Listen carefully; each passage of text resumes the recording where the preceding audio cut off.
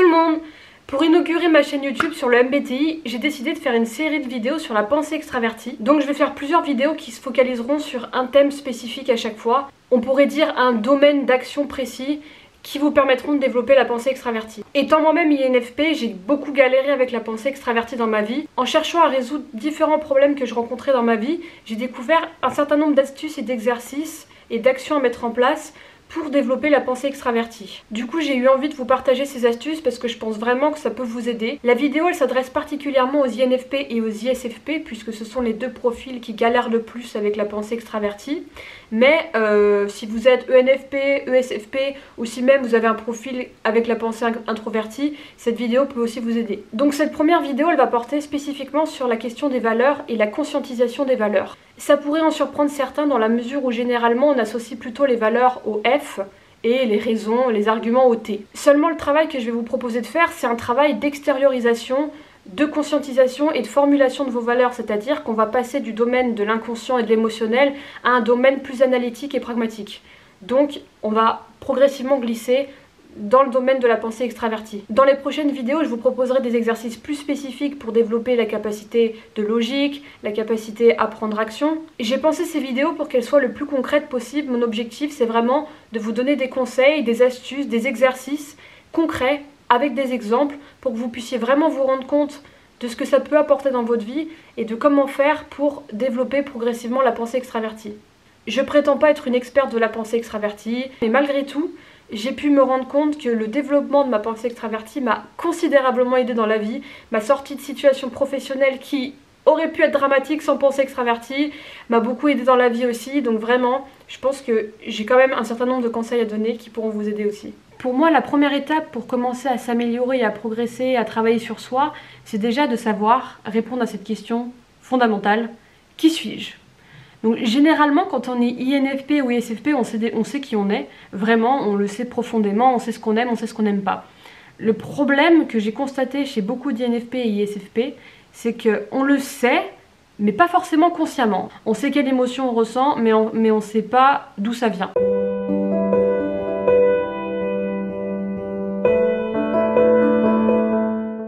Le premier conseil que je peux vous donner par rapport à ça, c'est définissez et conscientisez vos valeurs.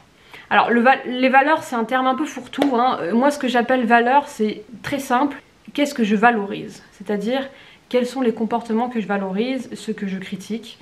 Ça peut être par exemple, je valorise l'empathie. Donc j'apprécie tel et tel comportement, j'apprécie que les gens sachent écouter, que les gens sachent faire preuve de bienveillance. À l'inverse, j'aime pas le jugement hâtif, l'intolérance. Ça c'est des valeurs. Et moi je vous invite vraiment déjà à définir consciemment vos valeurs. Alors pourquoi je vous conseille de conscientiser vos valeurs? En fait ça va vous aider à plus vous affirmer auprès des autres. Parce que quand on a conscience de ces valeurs, on différencie plus facilement les comportements qu'on approuve et les comportements qu'on désapprouve. On arrive plus à différencier ce qu'on pense nous de ce que pensent les gens.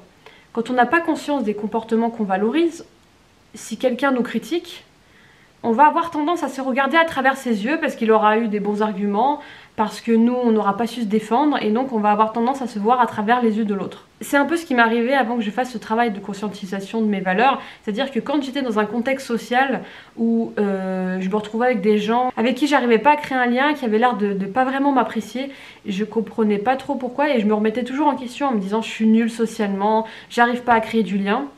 Et un jour j'ai fait en fait ce travail de conscientisation de mes valeurs et je me suis dit je valorise les gens qui savent mettre les autres à l'aise, qui savent créer un lien, faire en sorte que l'autre se sente bien et avec qui le contact passe tout de suite immédiatement.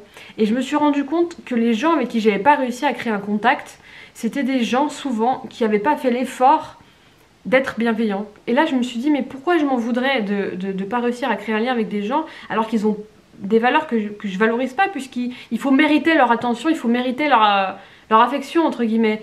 Donc j'ai pas à me remettre en question. Et donc l'intérêt de prendre conscience de vos valeurs, c'est justement de savoir identifier les comportements que vous jugez répréhensibles et donc de pas vous remettre en question si finalement l'autre a un comportement que vous approuvez pas. Un deuxième conseil que je pourrais vous donner, c'est dans le monde du travail. Il y a des gens qui vivent très mal leur boulot parce que leur boss les critiques, les descend sans arrêt. Et donc ils en viennent à une remise en question d'eux-mêmes, ils en viennent à se trouver nuls parce que leur boss les trouve nuls.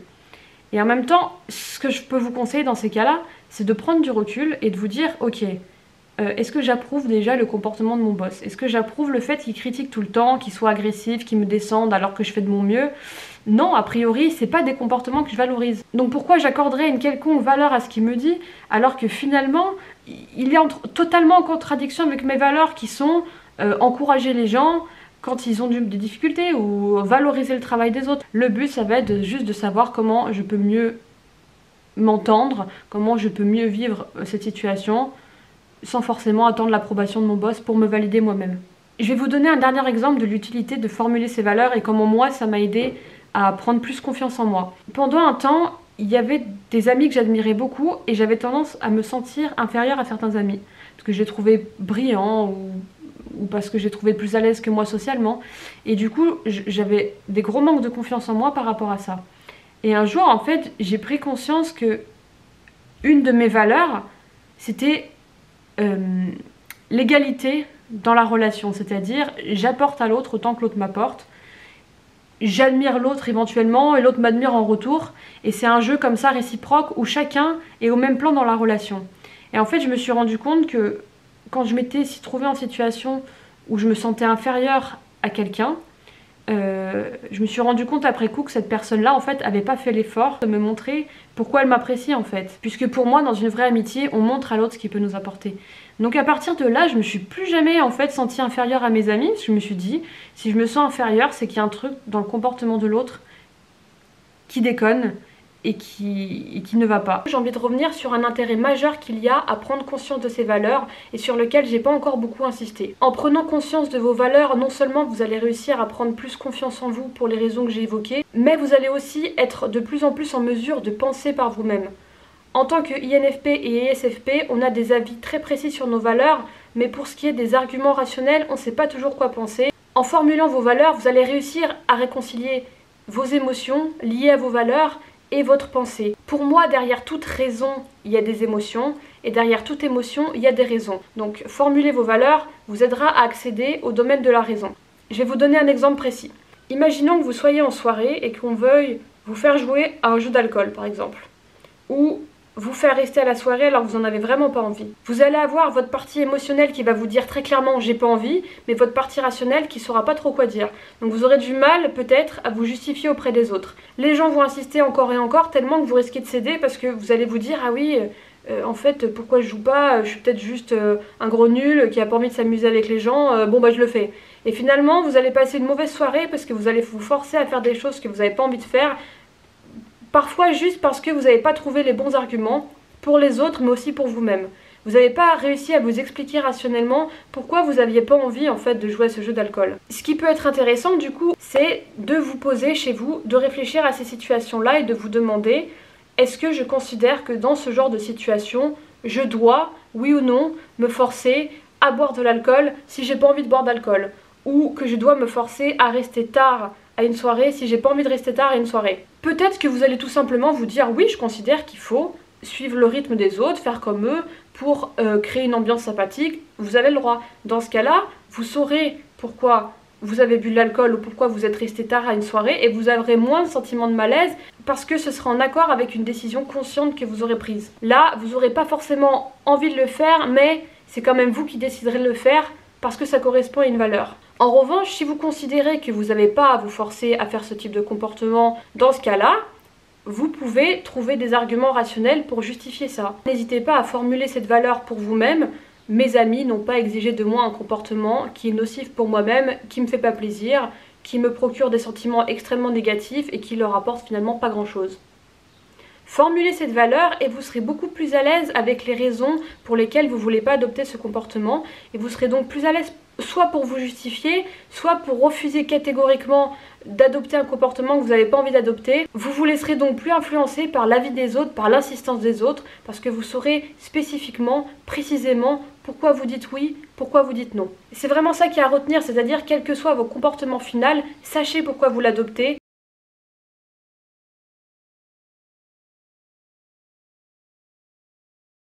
Pour savoir comment trouver vos valeurs, moi j'ai différents conseils à vous donner. Déjà, c'est formuler les valeurs les plus évidentes, hein. Ça peut être des grands concepts comme l'empathie, comme la liberté, comme l'autonomie.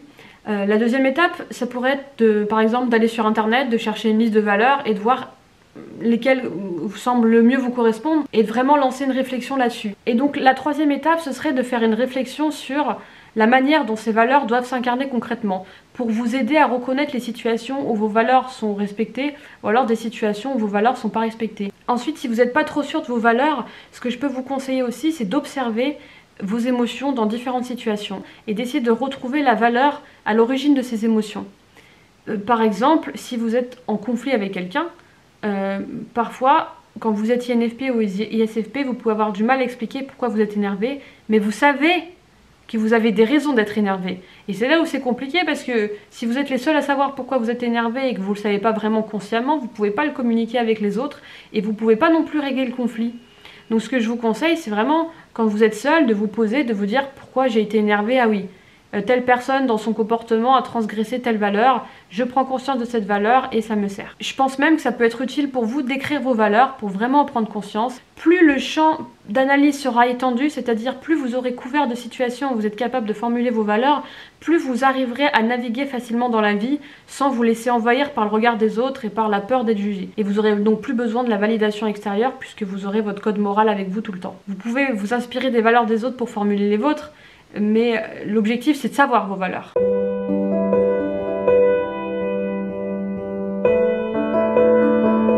Et dans un dernier temps, ce que je vous conseille tout simplement, c'est de savoir quelles sont les valeurs indispensables pour vous, c'est-à-dire les valeurs sur lesquelles vous n'êtes pas prêt à faire des concessions. Par exemple, si quelqu'un m'insulte ou me juge tout le temps, non. En revanche, si quelqu'un m'écoute pas tout le temps ou m'accorde pas suffisamment d'attention comme je le voudrais, je suis prête à prendre du recul, à dire bon c'est pas très grave, je vais pas attendre la même chose de tel ami ou tel ami, mais j'ai pas de raison d'en faire un drame quand même, parce que c'est une valeur qui est importante pour moi, mais c'est pas la valeur qui va conduire à couper une amitié si elle n'est pas respectée. L'intérêt de faire ça, c'est de plus vous mettre dans des états pas possibles si vos valeurs sont pas respectées. Quand on est INFP ou ISFP, souvent, si quelqu'un n'est pas fidèle à nos valeurs, si on voit un conflit de valeurs avec une personne, ça peut vite mal tourner ou ça peut vite nous agacer. On peut avoir envie de rayer cette personne de sa vie, bye bye ciao, ou ressentir beaucoup de colère parce qu'on n'accepte pas en fait, on a tellement conscience des comportements qu'on apprécie ou qu'on n'apprécie pas, qu'on a du mal quand quelqu'un ne respecte pas ces valeurs-là à faire une croix dessus. Du coup, le conseil que je peux vous donner, c'est vraiment de définir quelles sont vos valeurs les plus importantes avec lesquelles vous serez intraitable et quelles sont les valeurs où vous vous dites bon ok, je suis prêt à faire abstraction. Et ça va vous apporter beaucoup de sérénité de faire ça en fait.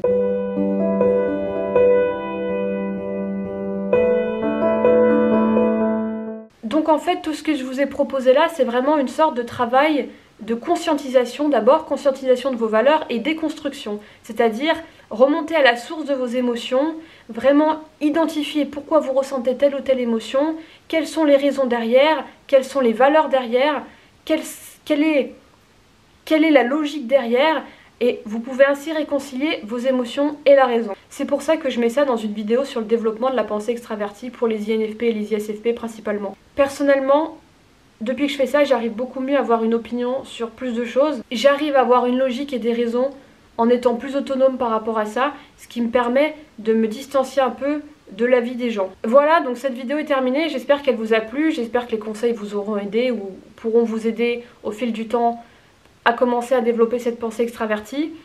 Dans les prochaines vidéos, je vous donnerai d'autres astuces spécifiques sur différents thèmes liés à la pensée extravertie pour que vous puissiez continuer à progresser dans ce domaine-là. Si vous avez des questions, n'hésitez pas à mettre un commentaire ou à m'envoyer un message en privé, je suis joignable un peu partout. Et en attendant, je vous dis bon courage!